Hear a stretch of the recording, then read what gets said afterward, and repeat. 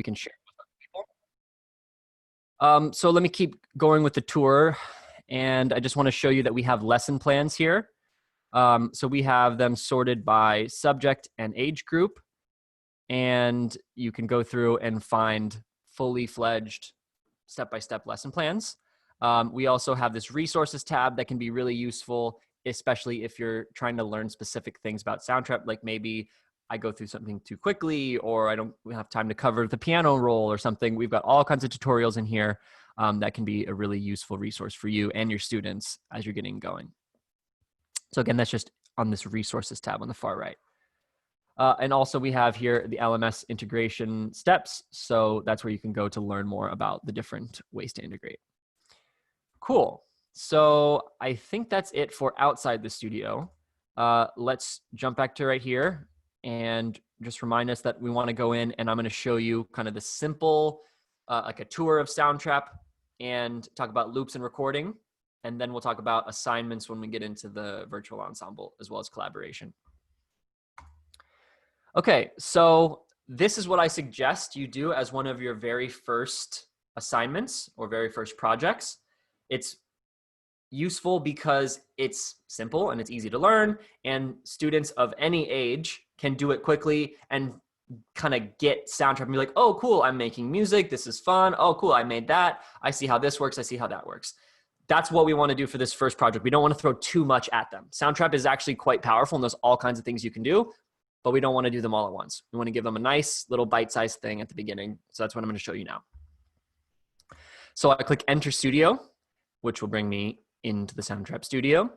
This would be a good time to tell you, you need to be using Google Chrome as your web browser. Don't use Safari or Firefox or Opera or whatever, use Chrome. The reason for that is with other browsers, you're going to have different features that are not supported, and you also might get latency, which means you might record along to something and it sounds great in your headphones, but then when you play it back, your part is shifted slightly late, which is bad and annoying. So the best way you can avoid that is use Google Chrome. Cool. Let's jump into this. So this is I want to go into a music template. Keep in mind, this is not two different pieces of Soundtrap. It's the same studio. Soundtrap is Soundtrap. What we're choosing right now is just two little settings. Do they work better for most music or podcasts? So we're going to go with music. Going to keep measure numbers here at the top. That's the primary difference. And there's one other I'll show you later on. Cool. So I'm here in Soundtrap. I've got a blank studio. And let me just give you a quick tour before we jump into loops. So let's start at the bottom. So down here on the bottom, I've got my record, stop, forward and backward, and play buttons, along with my global key, which just means key for the whole project, global tempo, my metronome on and off, as well as a couple of different settings for how long my count-in is, how loud my metronome is, and what type of sound my metronome has. Down on the very, very bottom left, check this out on the bottom left, I've got my master volume. That's everything all together. And then right above that, I've got Transcript. This is a really, really cool feature, which allows you to take audio and convert it into text, and then edit that text and see the edits in the audio. If we have time, we'll go into this. In some of our podcasting webinars, we'll spend more time with the transcript and more time, kind of looking at doing interviews and more podcasty things. But I just want you to know at least that it's there and what it basically can do. I'm going to close it out for now, though. Then I've got the ability to zoom in and out on this bottom right, zoom in and out option buttons. And now let's go up to the top right. So in the top right, I want to click on this purple circle. There's a couple other things here, but for now, let's focus on this purple circle. This purple circle is our loops tab. Loops are just pre-recorded little bits of music and sound. Most of these in here are instrumental. We also, though, have loops and sound effects. So sound effects might be, an air horn or a flyby, all kinds of different sound effects that you might use to either piece into a story or use as like a part of your song. But that's where you can find them. These are all built in. If I click this little X, that will clear out my loops filters. And now I can see all the different ones. So here's your first project. It's basically to create a song using 3 loops. I recommend using drums, bass, piano. If you want to, you can switch out guitar for piano. But this is enough to show students, oh, cool, this is how I use loops. Oh, I can make music. Oh, I see how that works. That's all we're trying to do here. And to give them kind of like a nice, fun, successful moment and build that confidence before they jump into more complicated things. So here I go. I'm going to build my beat. Let's see how fast I can do it. I'm going to actually go ahead and click favorites because I've already sorted through and found some things that I know I like. I can click on beats and I can go through and listen to all the beats that I've already picked out that I like. I like this one, Latin Fix. Nice. So watch, I'll just double click it and that will load it into the studio. And it'll take the tempo. It'll set that tempo right there. So you notice my tempo changed to 152. And now everything else that I add is going to lock into 152. So regardless of how this bass thing was recorded, it's going to bring it in at 152. So let's listen. Let me see a bass part now. This is my second loop. Second out of 3 loops. That one's kind of cool. It's a little more punchy. So I can double click that. Boom, throw that in. And let's go with piano. And let's see what this sounds like. Maybe, probably not right for this. No, what about this? Maybe, I'll double click it. So I'm gonna double click that and throw it in. And now I've got a song. So let's hear what it sounds like.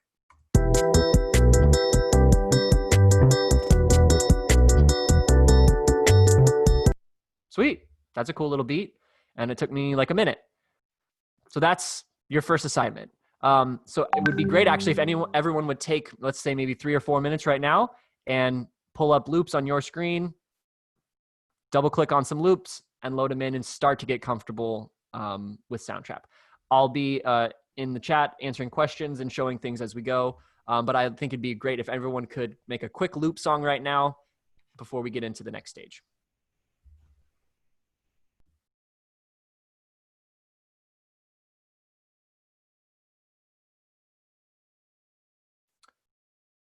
Let's see. So question from Susan.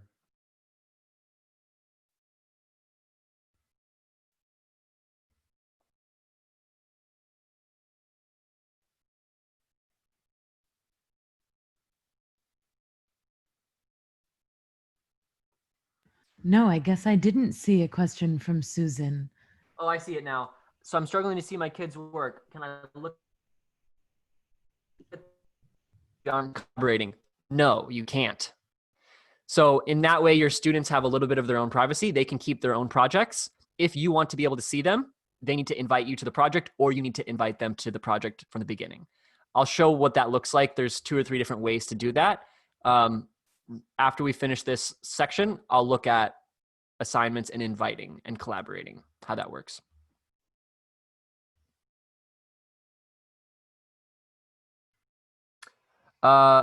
Riley asked, you can click and drag those effects too, right? The loops you can click and drag, yeah. So I could come over here and instead of double clicking, I could click it once and just drag it in.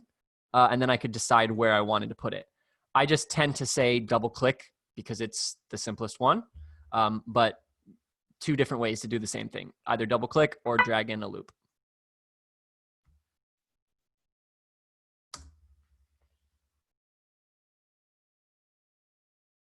Yep, intellectual property on these loops is wide open. Students can use these for anything because they are royalty free. They can even, create songs and publish them and make money using these loops. It's totally fine.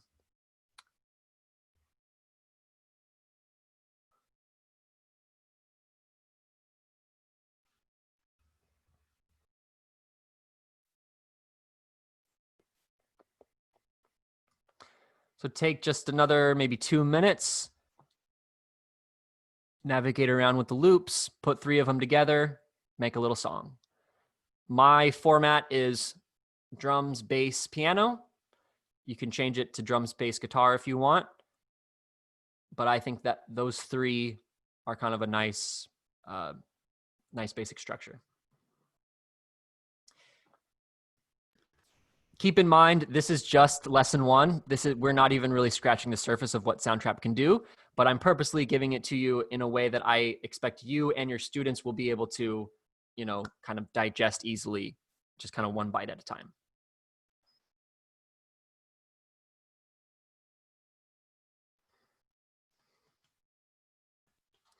While I'm doing that, in case anyone is done and getting bored, I'll give another minute for anyone else to finish, and I'm just going to show a couple other things inside the studio. Can you show the podcast settings toggle switch, Taylor, Sure. and the languages, please? Sure. So if I want to adjust the transcript, or maybe you are not seeing the transcript, you can click on settings at the very top and then go to podcast tools and toggle on interactive transcript. It just hides and shows that. Then you can also change the language. We have all these different languages currently that you can have the studio and the transcription in. So one last thing to show. Let's say I am listening to my beat and I decide, you know what? The drums are too quiet. I need more cowbell. I can take this volume knob right here. I just click on it and drag my mouse straight up, and that will turn up the volume of only the drum track. Let me demo that real quick. And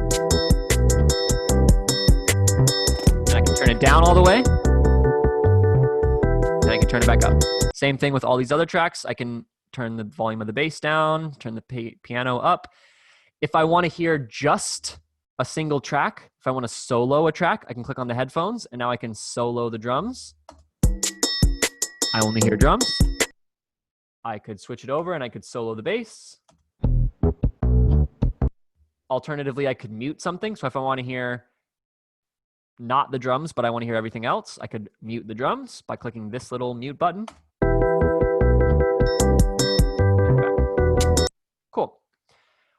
So let's keep it moving. Hopefully you were able to get a feel for what using loops looks like. Now let's take a second to talk about collaborating assignments in a couple different methods. Then we'll get into the virtual ensemble. Okay, so let's say I want to share this project with my students. Maybe the project is I want them to maybe I just want them to see what I've done. I don't even want them to do anything. I just want to be able to give them this project to be able to tinker around and get comfortable in Soundtrap. There's a couple ways to do that. Let's say there's 2 ways to do that. The first way, which is the way that I recommend most of the time you're going to use this way, is to create an assignment. So I'm going to actually do this. Label this, and I'm going to call this CO test demo and save it. And now I want to go back out to my profile, because in order to create an assignment, I have to be outside of the studio. So from outside the studio, I can go to my project and I can create an assignment. And what that's going to do is take my copy of the assignment and create multiple copies for all the students, where each student gets their own copy. And that student is a collaborator with me as the teacher on their copy of that project. So the way I do that is I'm at my profile page. I come over here and I can say, here's my project. Click on these 3 little dots, say create assignment. If you're working in Google Classroom, great. You can kind of use that extra integration to make it a little bit more seamless. Same thing with Microsoft Teams.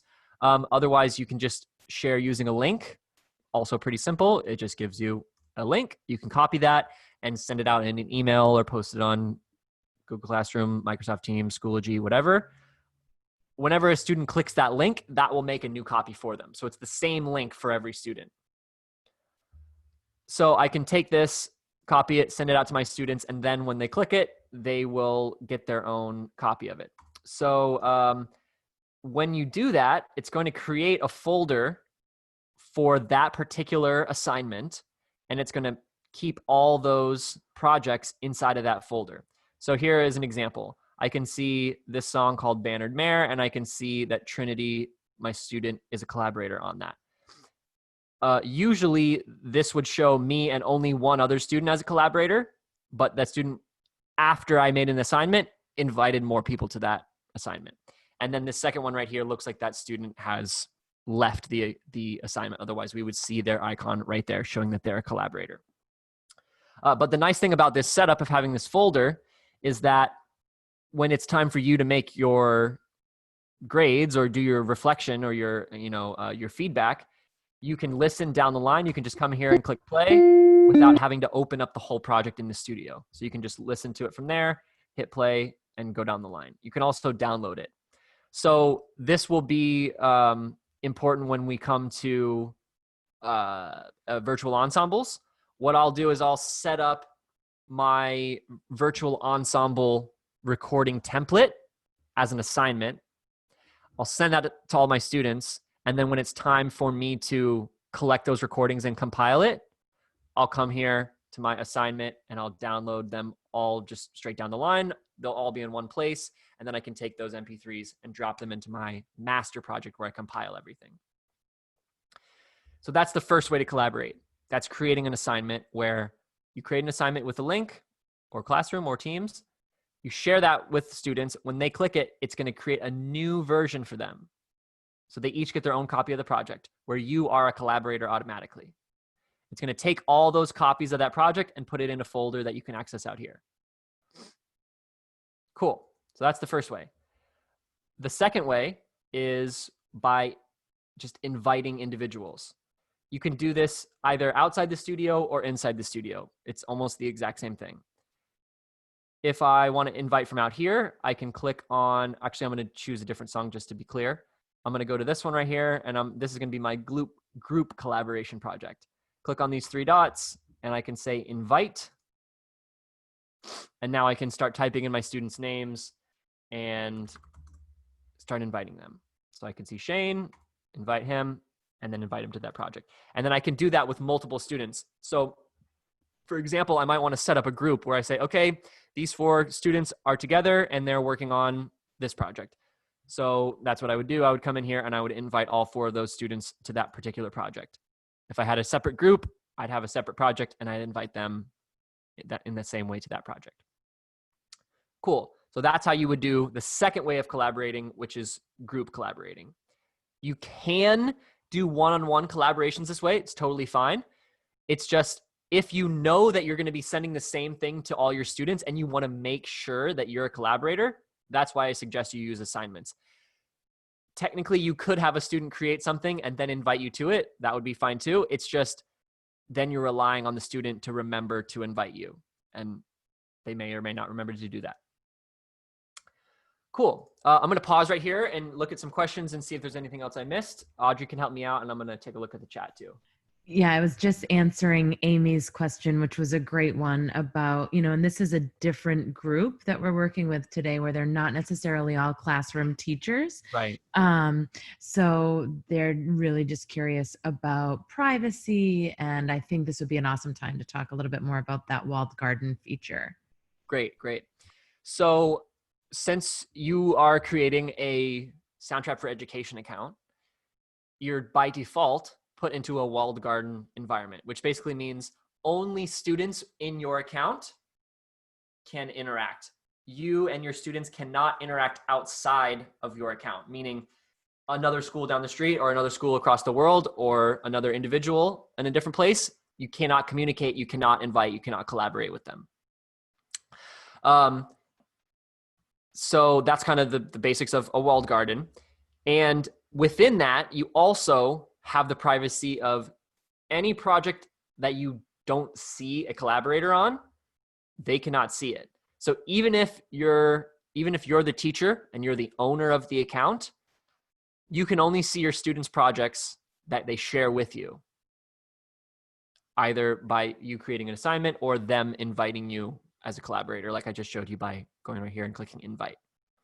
The other way to invite, while we're on the topic real quick, is inside the studio. Click on this big blue circle and then click invite and then type in their name. It looks different, but it's the same exact thing. I could come in here and I can invite a student like this. I can see them, confirm it's them, and send them the invite. Cool. Great. So hopefully that clears up a little bit about privacy.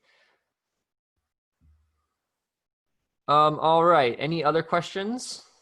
Nope, you're cruising. Cool. Everything's working out perfectly. Awesome. Let me keep grooving.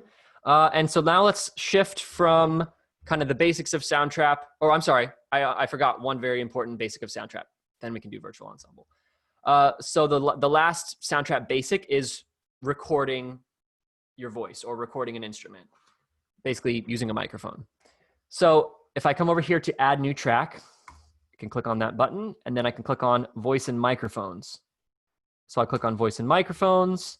That brings up this page right here. If it's your first time, usually Chrome will ask you, hey, do you want to allow your microphone? You would say yes, you would, or allow. The next thing to do is tell Soundtrap which microphone to listen to. If I come over here to the far left, I can see my input. Right now it's set to the Snowball, which is this USB microphone. It's great, highly recommend them, but you don't have to have them. You could just use your internal microphone that's built into your Chromebook or computer, whatever you have. And if you also have like a fancy USB audio interface, you can do that too. And this is where you would find them. If you are really advanced and you're running like an interface like this, you can click on that, and then you can go to advanced and then choose which channel you want to go to that track. So you could have 2 channels running in that are 2 separate instruments or something in stereo, and you can assign each track to take a certain input. If you don't know what that means, it's totally fine. That's for the advanced people. If you are brand new to all this, you're likely going to be using your internal microphone, or if you have a USB mic, that, which again doesn't require any extra settings. Can you talk really quickly about adjusting gain? Sure. So 2 ways to adjust gain. The first way is right next to this input device selector. You've got this little button right here that's a sound setup. So it's kind of like an automated sound check. I can click start test, and Soundtrap is going to do its best to test my volume level and put it in a gain range that's reasonable. Sometimes though, this still is not enough. I might do this, I might start recording and then hear, oh, it's distorted, it's clipping, it doesn't sound good. Then there's a second place that you need to check, which on a Mac is in sound system preferences. On a Chromebook, it's in your audio setup. On a PC, it's in your control panel under your sound setup. So for me, I go here and I can go to my sound setup and I can see my input. So I can see my Snowball right here, and here's the gain control. So this gain is even before it gets to Soundtrap. So sometimes what happens is it's too high like this, and it's probably loud right now. And even if you set it in Soundtrap using the sound check, it'll still be too loud. So what you need to do if you're recording a louder instrument like brass or drums maybe, is to come in here and bring this input volume down. And then kind of adjust it and manually set it to where it doesn't clip. I'm going to keep it back so you can hear me mostly though. Cool. So that's where you would go to check your gain. If the Soundtrap gain setup and awesome setup or audio setup doesn't work or doesn't do the trick. Cool. Could we touch on adding instruments within the studio? We touched on loops, but there are a ton of instrument sound effects you can use to create whatever melody. Yes, absolutely. Real quick, let me finish up voice recording and then I'll jump into instruments. So now I've set up my microphone, I've set my levels, and I'm ready to start recording. So I'm going to put on my headphones. It's a very good idea, actually an imperative. It's an imperative, a required thing to wear headphones when recording. The reason for that is we don't want to pick up the sound of the track when we're recording. We want to have a clean recording of just the voice or instrument that you're recording. Alrighty. So what I want to do is, now that I've got my headphones on, I want to click this little R right here to set up that microphone. I'm going to actually say that I'm not using headphones because I actually don't like monitoring. You can take your pick. If you want to switch that later, you can come to settings and turn monitoring on or off. Monitoring means on or off. Whenever I'm talking into my microphone, is that going to go straight into my headphones as I'm doing it? I just don't really like that. I like to only hear my sound out loud in the room and then hear it played back later. That's a personal preference. You can decide what you like with turning monitoring on and off. Cool. So now I can click start recording and off I go. Gives me a count in. And now it's recording. Testing 1, 2, 3. This is Taylor Hahn recording my voice for Soundtrap. And now I can go and listen to that. So I'm going to solo this so I can hear it by itself real quick. And now it's recording. You hear Testing that 1, 2, 3. there's An echo in there, like a reverb. The way I can adjust that is on this same track, I've got a couple controls for my audio. One is reverb. If I click that and drag my mouse straight down, that will turn reverb totally off. Which is Taylor Hahn. May or may not be appropriate for your situation. It's up to you. And if you're doing a spoken word thing, probably want no reverb. If you're doing a performance, it might be nice to have a little tiny bit of reverb, but don't go overboard. Cool. So that is kind of the basics of audio recording. Now let's look at software instruments and show you what you can do with those before we get into virtual ensembles. So I can now click add new track. And now I've got all these different instruments that I can choose from. I'm going to focus on strings for now. They work essentially the same as any of the other instruments. So I can control the strings either using my regular computer keyboard. So you can see on here the letters, and I can play on my actual keyboard right here. And I can record. So maybe I want to play along to my recording or my little loop up here. So I'm in E minor, and I want to maybe play along. So let me hit start recording. 2, 3, 4.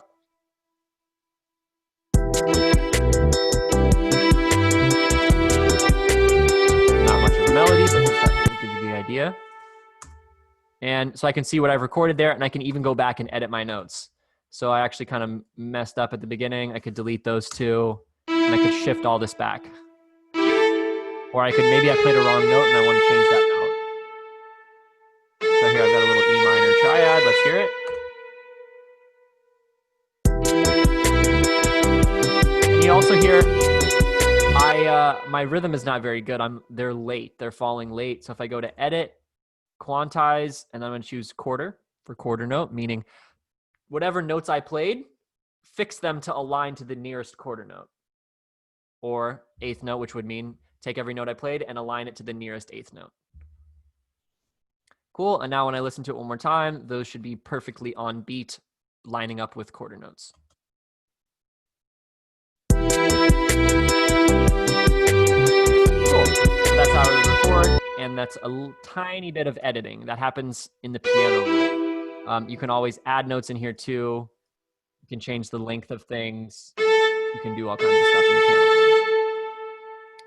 If you toggle this, if you switch over to instrument, you'll see this screen again where you can adjust the tone of the instrument or switch to a different one. So maybe I'm like, I don't like these strings. Let me hear a different type of string. Or maybe let's just change it completely to like a brass or something, a trumpet or something.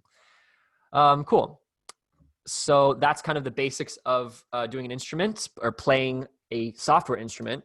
You could also have a keyboard like this or a small MIDI keyboard to plug in, and you could control it. So if I turn this on, I can set this up to play my strings section. It's playing a drum track because I think I'm in a separate, I have this other project in here. So if I do this, now I should be able to hear just my strings. Your MIDI settings are here in settings, and then you can choose the device you want. Cool. There we go. Either way, whichever one is best for you. Obviously, for most people, you're not going to have a MIDI keyboard, so you can just use your built-in computer keyboard. Same thing, basically. Cool. I'm going to jump now into my other project and walk you through what I think will be a very popular thing, which is virtual ensembles. Yep, the chat's been pretty quiet, so you're doing everything right, Taylor. Keep it up. Awesome. Thanks. Okay, so if you haven't seen any virtual ensembles, I highly recommend you check them out. My favorite one is one from a while ago, way before any of this lockdown ensemble stuff. Eric Whitaker Virtual Choir 4. Fly to Paradise. Check it out on YouTube. It's amazing. The idea for a virtual ensemble, in case you don't know, is to write a piece and then pass out those parts and a way to organize them, and then invite everybody to play those parts, record them, and then compile all those recordings into one recording and present that as one piece. So I've actually done this recently for a song of mine, and I've invited people to participate. You're welcome to participate, although the deadline is this Friday to get recordings in. So let me just play a tiny bit of this for you so you can kind of hear the piece, and then I'll talk about how did I do it, what's the process for recording, and through that you'll be able to see how you can do your own. So let's fast forward to measure 71, which is where the main recording part is. For this piece, it happens to be a mix of real instruments and software instruments. So I only need people playing real instruments for certain sections, not for the whole thing. Yours can be slightly different if you want. So I'm going to play this spot, and I'm going to let you see the score. So I'm going to take this and I'm going to close. I'm actually going to delete that for now. And I'm going to pull up the score so that you can see what we're looking at. I'm going to start right here, a couple measures before the big hit, which I think is at 71. So I'm going to play about 30 seconds and then we'll talk about it. Here it comes.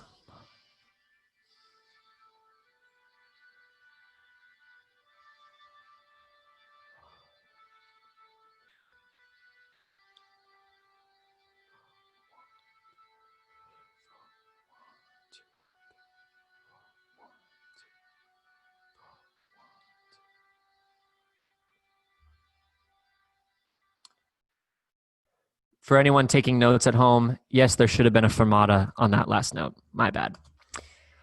Cool. So that's what I'm asking students to play, and I have all the brass parts written for that. So what I do is I set up a way for students to get access to those parts. Oh, you couldn't hear it. Really? Anyone else were you having a problem hearing that? You could not hear the brass? Yes, meaning you had a problem? Couldn't hear it. Okay. Let's try this again. I'm going to unshare my screen. 1 second.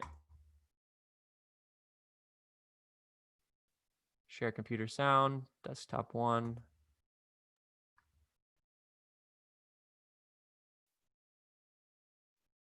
Let's see, can you hear this? All right, where'd the chat go?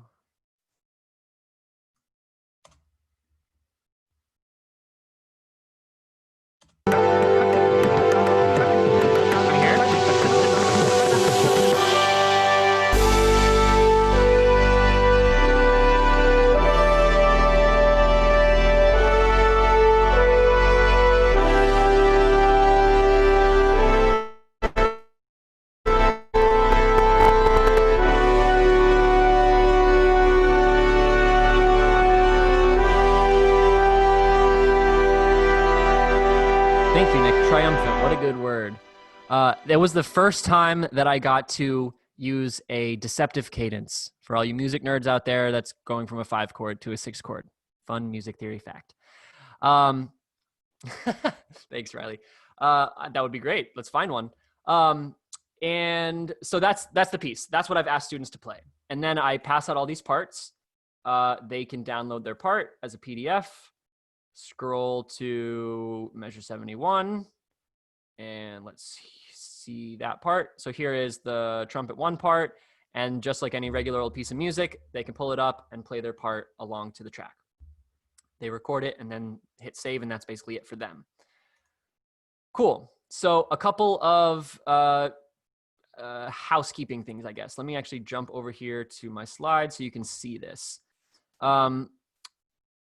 Okay, so I just want to kind of talk through the elements of any virtual ensemble. You're welcome to do mine, but I'm sure many of you want to create your own virtual ensemble. So here are the pieces that you will need to put together in order to have a working ensemble. One, obviously, you need a piece, and you need the parts to be able to pass out. Then you need to be able to distribute those parts. Then you need to provide them with a reference track. If any of you have seen Eric Whitaker's thing, he provides a conducting video as a reference video.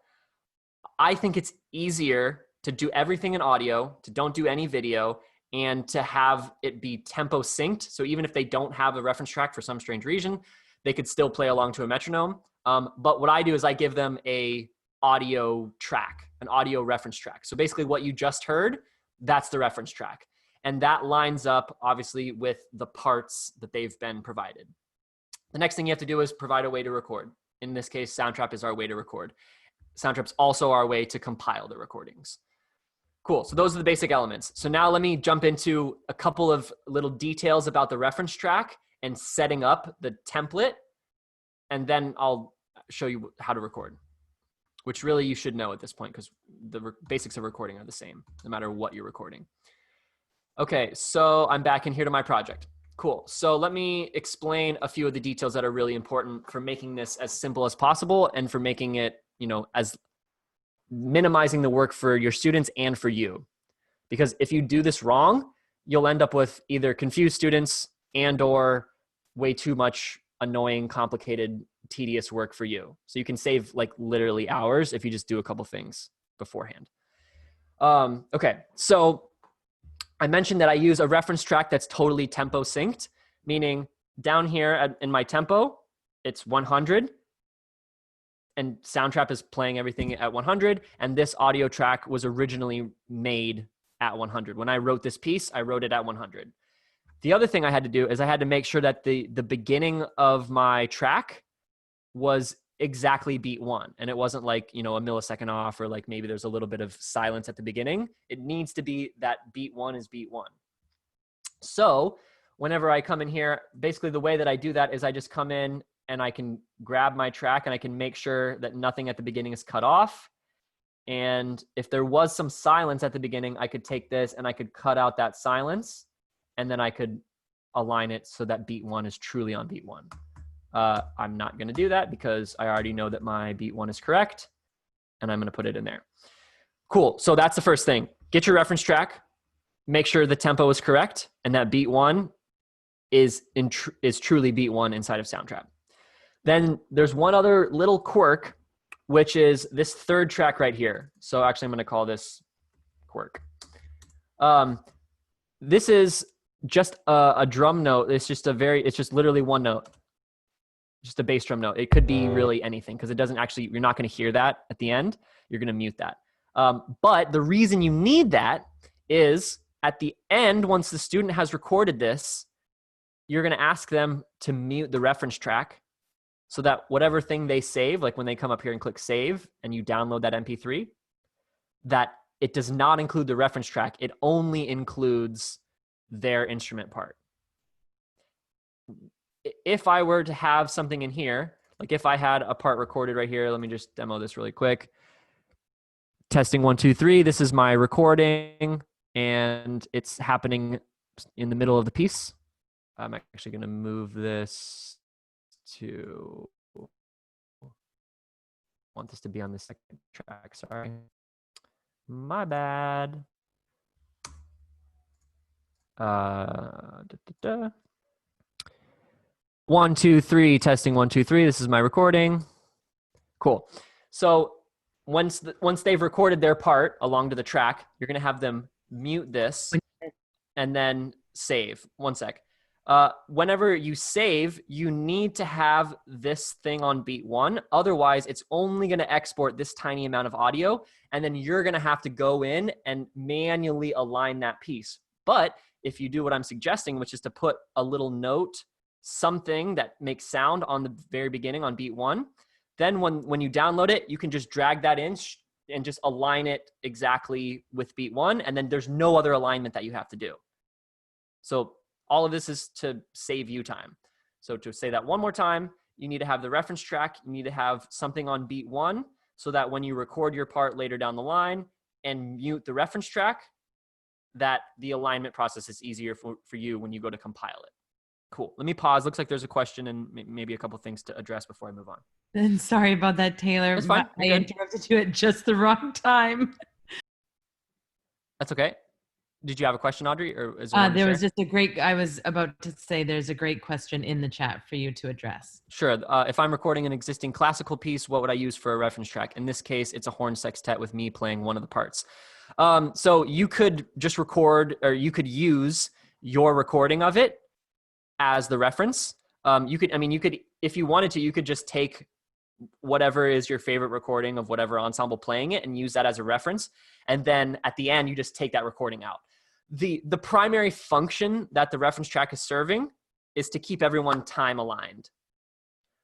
So anything, you just need to play to the same thing. And that track needs to be, reasonable. It needs to be play-alongable, able to play along to. So yeah, if you're playing a classical piece, you could just put the recording in, or you could create a reference track by you playing either one or all of the parts. You're just trying to give them a time reference and something to play along to that they can comfortably line up with rhythmically. Cool. All right, so let's take a look at the actual process one more time. So I've created a piece. I've put my reference track in. I've created this track right here that says record your part here. And now this is going to become my template that I share as an assignment to all my students or anybody that wants to participate in this virtual ensemble. And I've also put in a note on beat 1 for alignment purposes and to avoid headaches later down the line. Once you send this to your students using an assignment, or as an assignment, meaning you come out back to your studio, you find it, you click these dots, you say create assignment, and then you share that assignment link. Cool. So now we've done all that. Fast forward to this point, I'm a student, I've clicked on that assignment link, and I've got my part, and I'm ready to go. So when I share the assignment link, I need to make sure it's not muted so they can hear the reference track. So probably what I would do is I would pull up on one side of my screen my part, or I could print it out, but I'd have Soundtrap on one side of my screen and my part on the other side. Excuse me. And then I'm ready to go. So I can zoom in here to see what we're talking about. I know that the main section starts at 71. I know I'm on the right track. It says record your part here. I clicked record. I can click on this part to make sure that it's going to the right microphone. I can do my sound setup if I haven't already. And I can either turn reverb down or keep it up. I'm going to keep it down for now. Cool. So then I'm ready to go. I can pretend I'm looking at my sheet music right here, and I can click record and off I go. So I'm just going to do a quick thing just to demonstrate the basic process.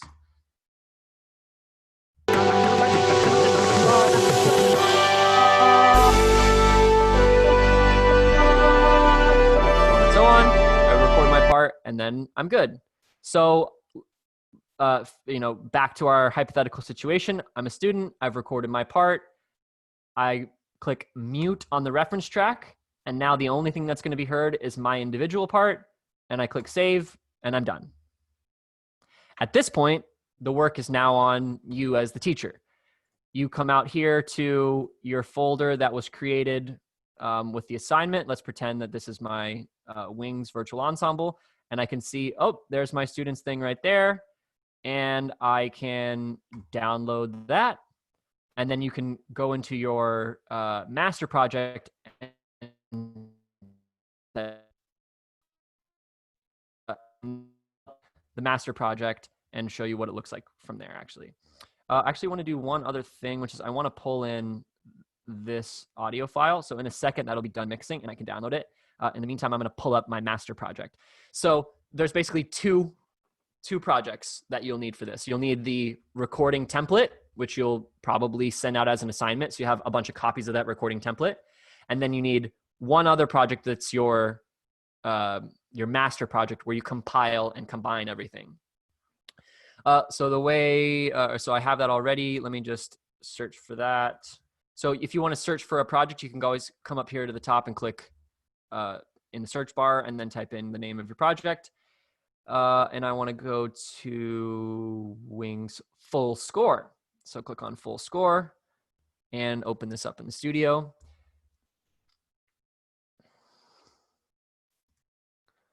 Okay. All right. So like I said, this part is for once you've had all your students record their individual parts, then you need a way to combine all the parts. If we're jumping back to the basic steps, you want to provide them with a reference track, give them a way to record, and then you got to compile the recordings. That's what we're doing now. We're on the compile recording stage. So I can come in here to this project where I've got space for all the tracks together. And I'm going to take all the MP3s that I've gotten from the student submissions. And I'll drop it in here. This question, if there's any time, would you be able to touch on any thoughts and ideas for conducting a program virtually using Soundtrap beyond an ensemble piece? Yes, definitely. Yeah, and like Audrey's saying, we have office hours. So like tomorrow afternoon at 2 p.m. Central, I'll be in an office hours, just kind of in small groups, allowing you to come and ask questions and have an even more interactive session. So if you want to have me look at something or we want to work through it together, we can do that, share our screens, whatever we want to do. That's the office hours tomorrow and also ongoing. Cool. So this project's taking a little bit of time to record or to load up just because it's a kind of a big project and I'm on a call and my wife's on the internet and all that. Cool. So you can see over here on the left, I've got all my different parts, all the violin parts, all the trumpet parts, all the tuba, et cetera, et cetera. There's even clarinet and flute parts that are written, as well as a crash cymbal part, just because I'm a percussionist and I couldn't possibly leave out all my percussionist friends. So let's check to see if the thing is done. So if I go back here to simple, my simple template, I can actually go ahead and click download right here, and that's going to download that MP3. Actually, it's a WAV for me because I've set it up that way, but it downloads the audio file. And one thing to note, which I can see from right here, is that the beginning of that file is filled with empty space, which is exactly what I want. The reason I want that is because that trumpet part doesn't actually come in until measure 71, but I don't want to have to go in manually and see, okay, here's measure 71. Let me shift it over. Oh, did I do it right? I don't want to do that. I just want to throw it in and align it to beat one and forget about it. So check this out. See right here, it says, oops, you'll see the waveform of the audio and you'll see all the empty space at the beginning. And then you'll see my recording right there. So there's that bass drum note. Whoops. Come on, buddy, you can do it. My computer's not happy with me. Cool. So here on Wing Simple, you'll see that bass drum note, and then you'll see empty space that I want, and then that's measure 71. Cool. So that's how that works. So now when I go into full score and I take this audio file that I just downloaded, I can drop that in and everything will be aligned properly. Cool. So I can just do this, boom, drop it in, and I can hit play because I'm fully confident that it's going to align properly because I used a reference track and I put that bass drum beat on beat one.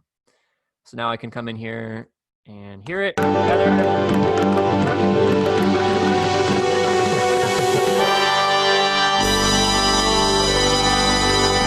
Cool. That's MIDI brass for you, not as pleasant. That's why we want real brass. Cool. So that's the basic steps. I can bring all this in and I just bring in one student after another. I throw it in and it'll automatically align. Then I can do a little bit of mixing. I want that the balance is right. Maybe I'm like, you know what, this trumpet player is a little bit too much of a trumpet player and it's playing too loud.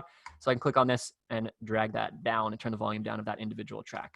Also, I can come in and adjust, reverb or the tone of each individual instrument if you want.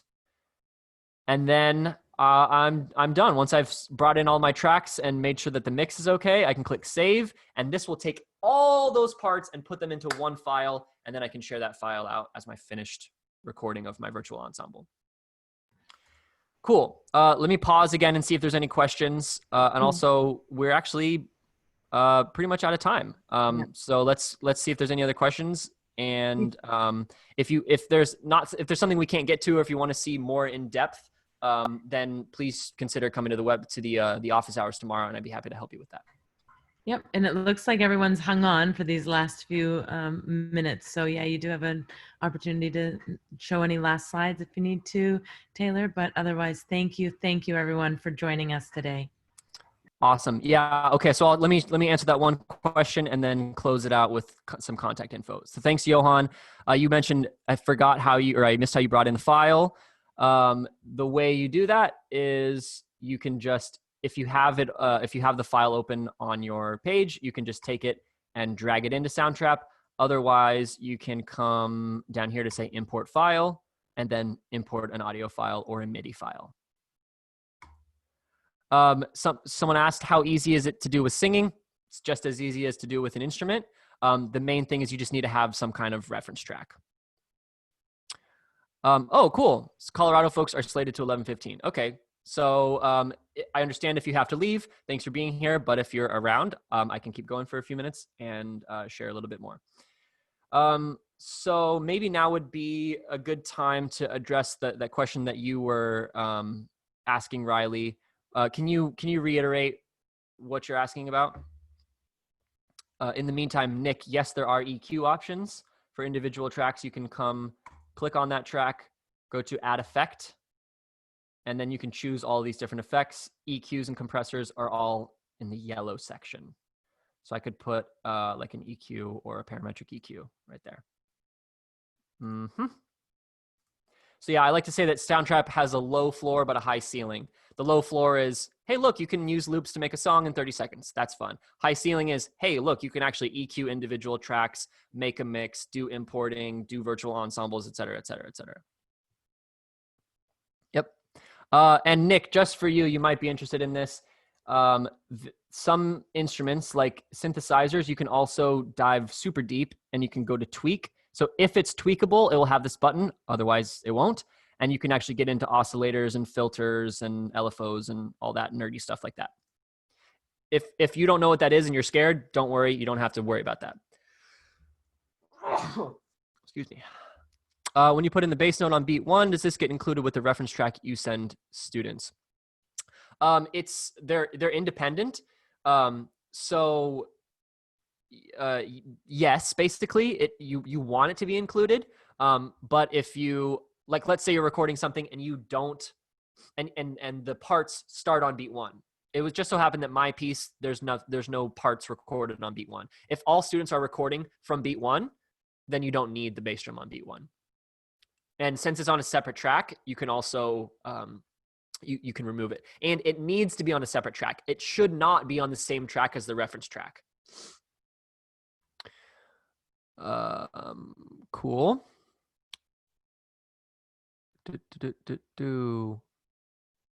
If you want to conduct a program virtually where users log on from their homes, could you use Zoom or similar to lead a program where you could make beats or facilitate a composition of some sort?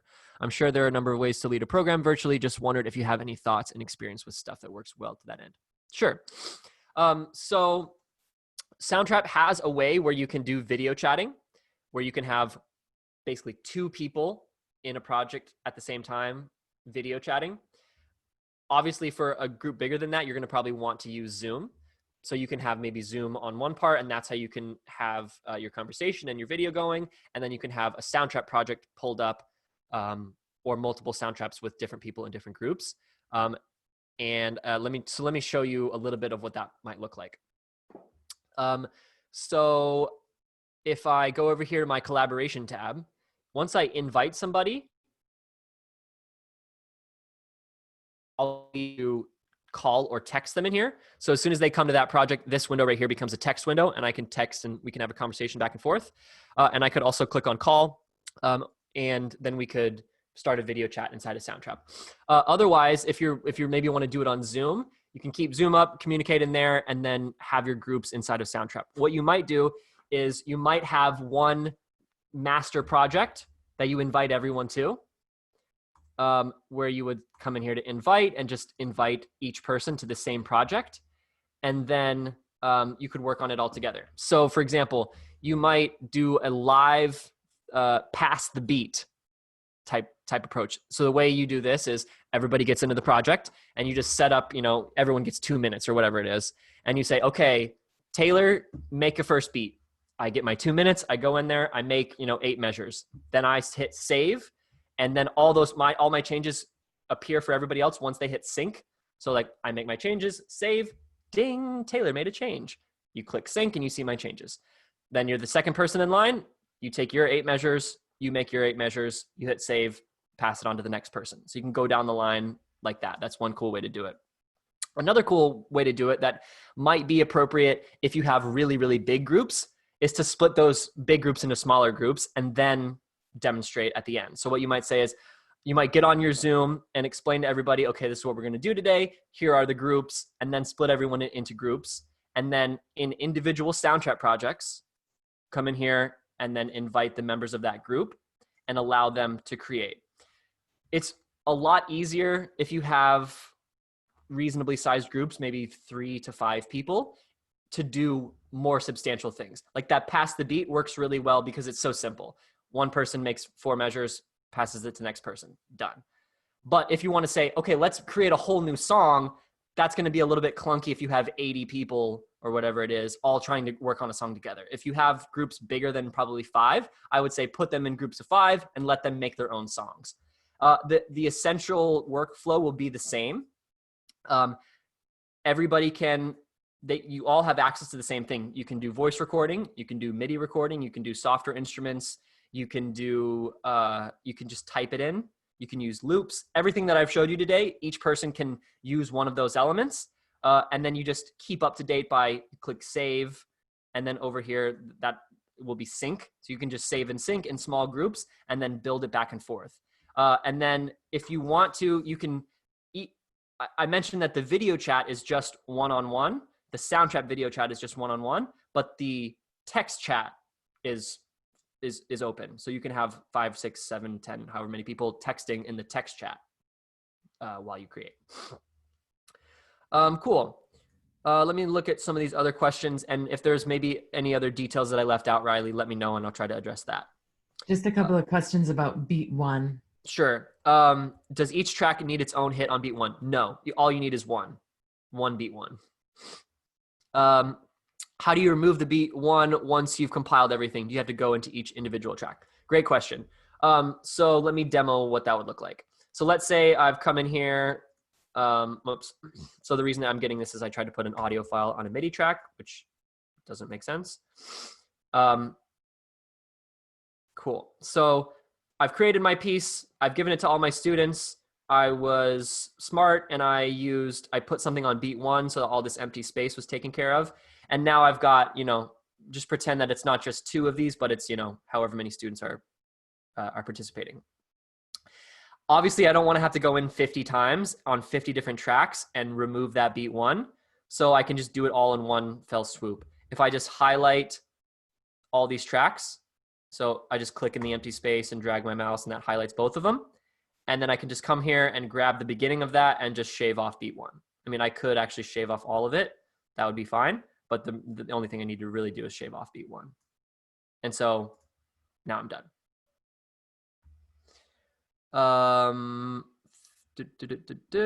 Cool. That looks like that's it.